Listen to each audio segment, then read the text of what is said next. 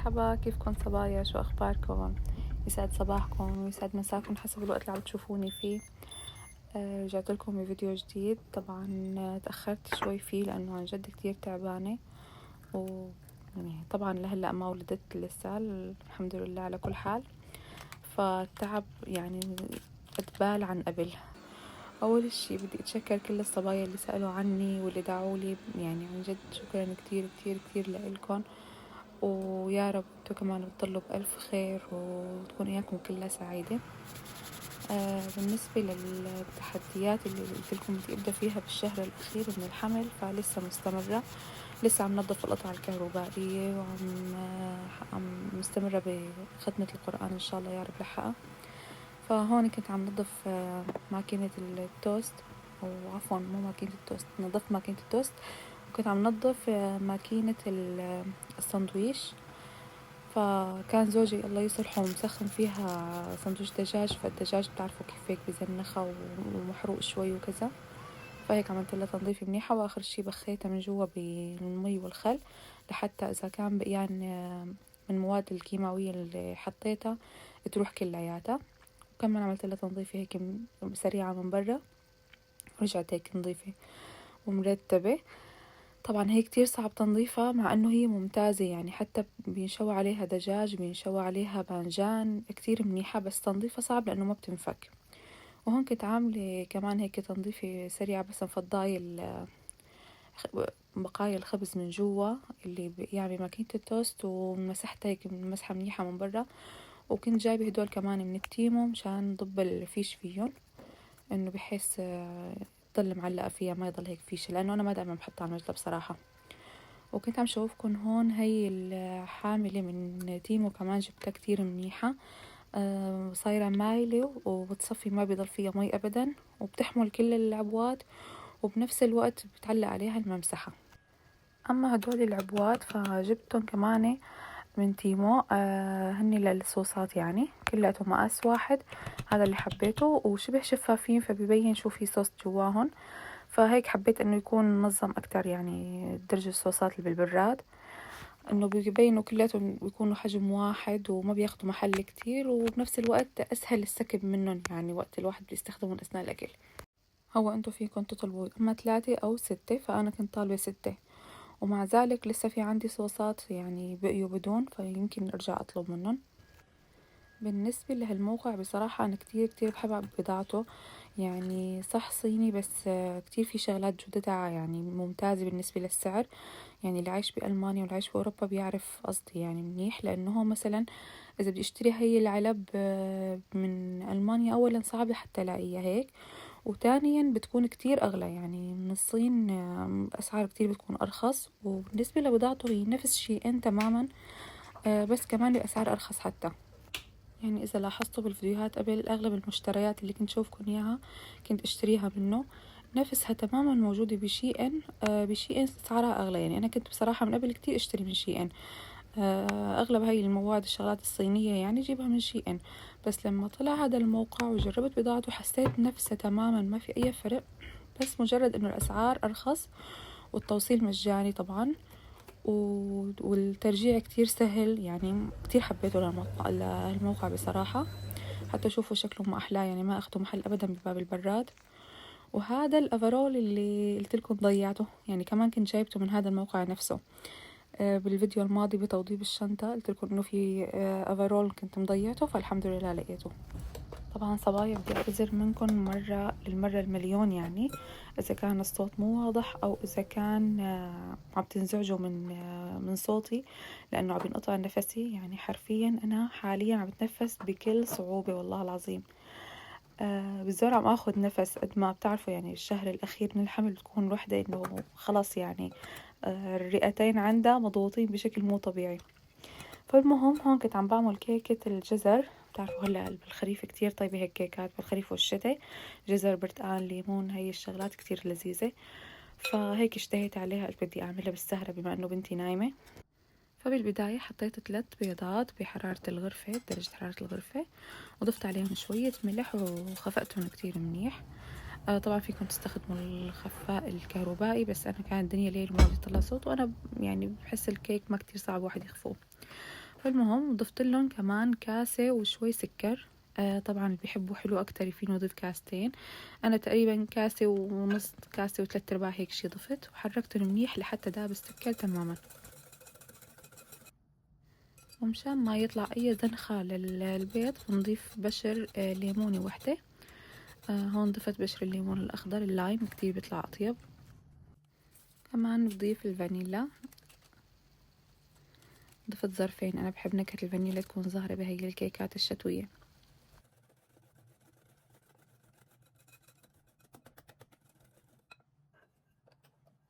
بالنسبة للسوائل فيكم تضيفوا حليب بس أو لبن بس، يعني زبادي. فأنا بضيف هيك وهيك، يعني ضفت نص كوب حليب ونصف كوب لبن زبادي.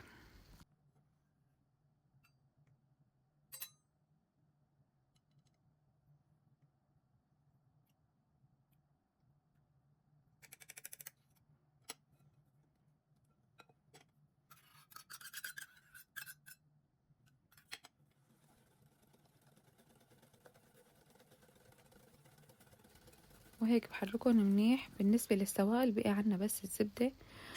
طبعا فيكم تضيفوا زيت نباتي، بس بهي الكيكات مثل ما حكيت لكم الشتوية الأفضل إنه تضيفوا زبدة.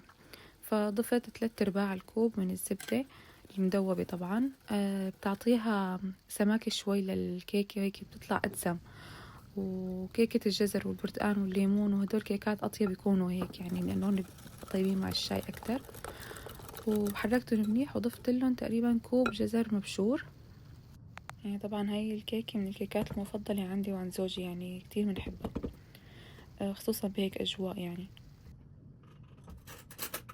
آخر الشي بقي بس عنا المكونات الجافة اللي هي الطحين والبيكنج باودر. أضيف طحين بالتدريج، الأفضل إنكم تنخلوه، بس أنا هون يعني كنت عم قلل المروة شوي ما نخلته. بس ضفت يعني أول كوب بالتدريج وضيف الكوب الثاني. وبالنسبة للحركة، هي الحركة الدائرية منيحة لأنه بتخلي الفقاعات أو الهواء يضلوا شوي جوا بحيث إنه ينتفخ الكيك أكتر. وهون ضفت ظرف بيكنج باودر بس حطيته بالمنخلي لأنه بيكون عن شوي مكبتل ببعضه وصعب ينفك مو مثل الطحين. هلا ضفت الكوب الثاني،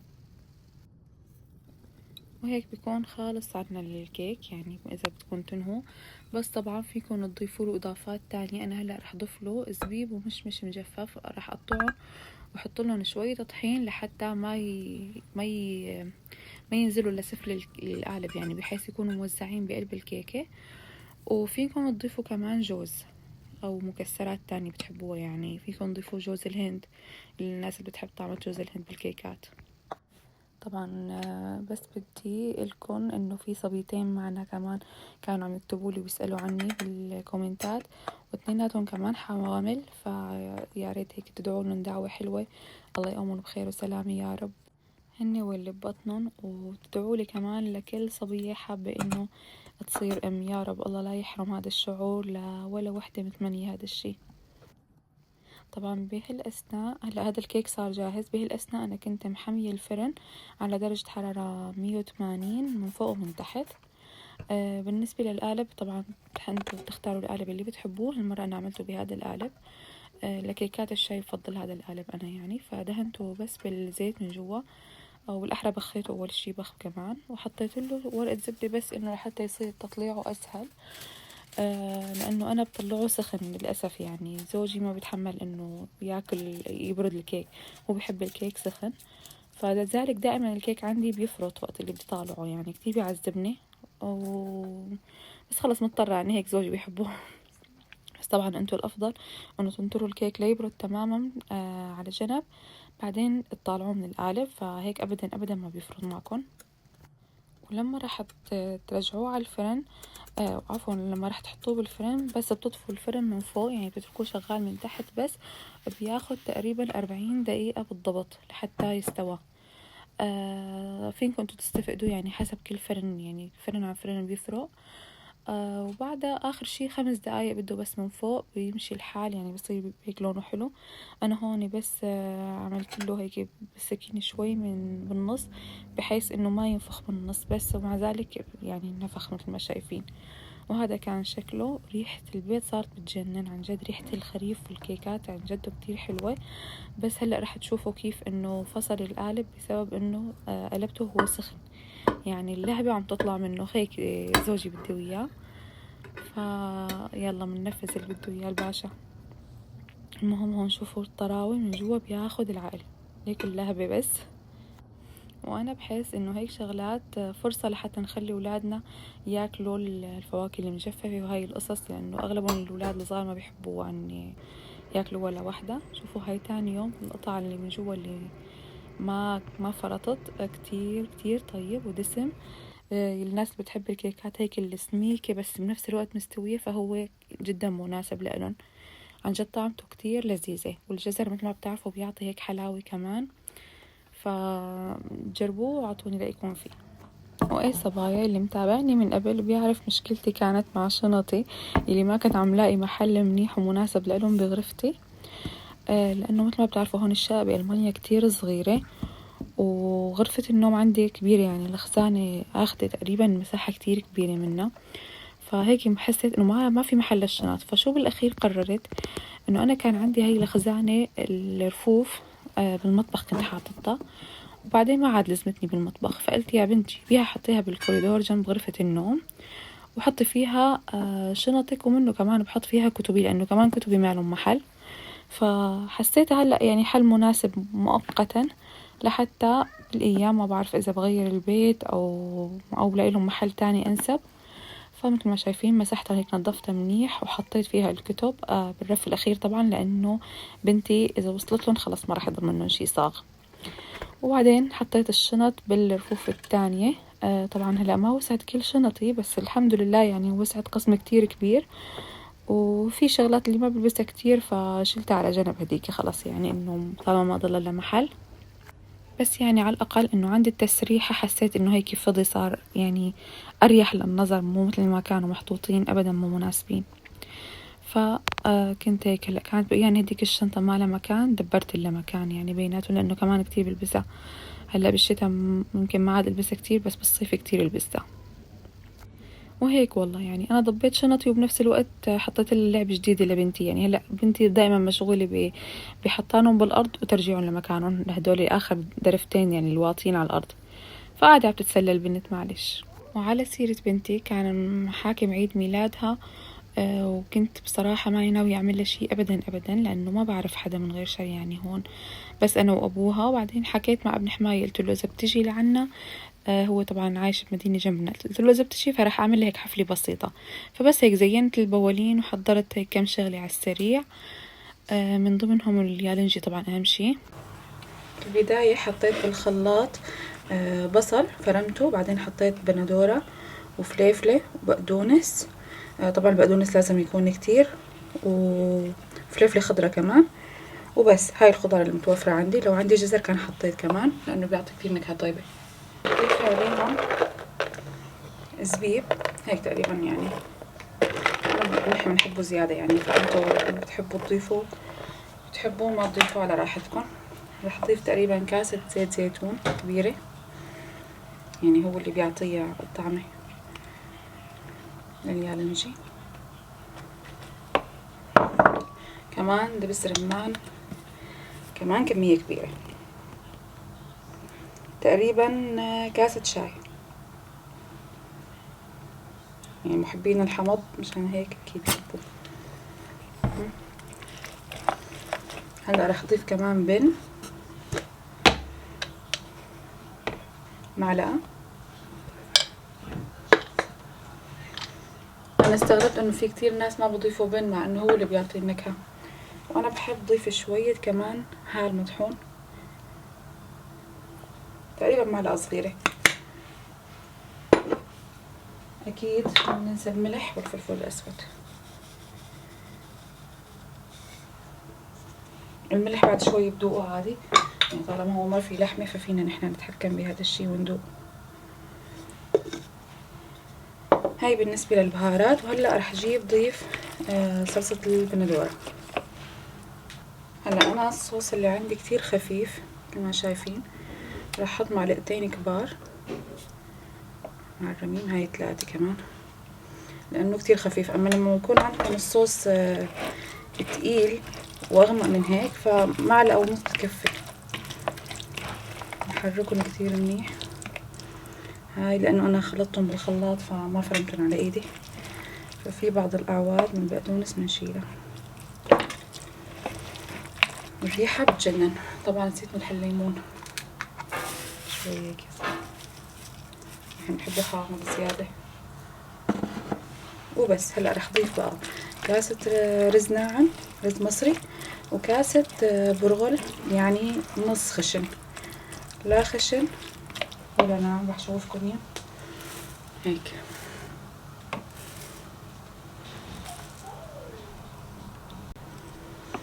طبعا شوفوا هيك لازم تكون الحشوة. شوفوا الصلصة. هلا بعد شوي كمان الخضار بتطلع صلصة زيادة. ليكوا الزيت لازم يكون زيته كتير. اللون مبين غامق لانه حطينا دبس رمان كتير وبن، بس بالطبخ بصير لونه تمام يعني بيطلع بشهي من جوا. الريحة اصلا بتاخد العقل. هلا حسيت انه الخضرة صارت كتير ناعمة لانه فرمتها بالخلاط، فرجعت حطيت حبة بندورة وحدة وحبة فليفلة خلطتن. وكنت نسياني اهم شي المكسرات. فينكم تحطوا جوز وفينكم تحطوا لوز. انا حطيت المرة لوز، نفسي انقطع كالعادة. فالمهم حطيت لوز كتير كتير، نكهته بتفرق يعني. والمكسرات عن جد بيطلع نكهة خيالية. تحطوا الكمية اللي بتحبوها طبعا. قطعته هيك تقريبا يعني الحبة ل3 أقسام. وهلا صار جاهز على اللف. الريحة بنات خيال. هاي كمان الورق حطيته بمي سخنة وغليته شوي صغيرة، جاهز على اللف. طبعا ما رح لف معاكم يعني اكيد الكل بيعرف كيف يلف الورق. وحضرت كمان طنجرة الضغط، حطيت معاها بسفلها يعني بطاطا وزيت وخالص. شوفوا بعدين النتيجة ان شاء الله. وعملت كمان تبولة. وكنا جايبين هاي الكيكة طبعا على حظنا كان في عطلة، فكان يعني رحنا نحن بوقت متأخر كمان ما عاد نلاقي كيك مناسب. وهيك كانت يعني شي بسيط بس انه للذكرى. شوفوا الورق ما شاء الله داب ذوبان. عملته بطنجرة النينجا طبعا الضغط الكهربائية. كتير كتير كان لذيذ، رهيب رهيب. وهون اخر شي كنت عم بعمل الدرع على الطريقة التركية يعني اللي بناكله بشوارع تركيا. بتحطوا له الدرة الجاهزة يعني طبعا المفرزة، بتحطوا له شوية مي، يعني كمية المي بتكون كتير قليلة، مو انه تسلقوها سلق فيها. بتركوها على نار هادية مغطاية لحتى هيك من البخار نفسه تصير يعني تطرى وتسخن. وبعد ما تطفوا تحتها بتحطوا الزبدة، يعني ما تحطوا الزبدة هي على النار. والملح هي التتبيلة الأساسية إلها. طبعا هون المي بتكون نشفت لحالها أصلا لأنه حاطين كمية بسيطة. وبالنسبة للشغلات اللي بضيفوها على الوش إن كان بهار وإن كان صوصات انتو حرين. أنا هون بضيف شوية مايونيز بحبه معاها، وزوجي ما بيحب معها شي فتركت له إياها بس إنه على طاقة. ولهون بكون خلص الفيديو اليوم. بتمنى تكونوا حبيتوه وانبسطتوا فيه. لا تنسوا تشتركوا بالقناة وتحطوا لي لايك. يا رب تضلوا بخير. باي باي.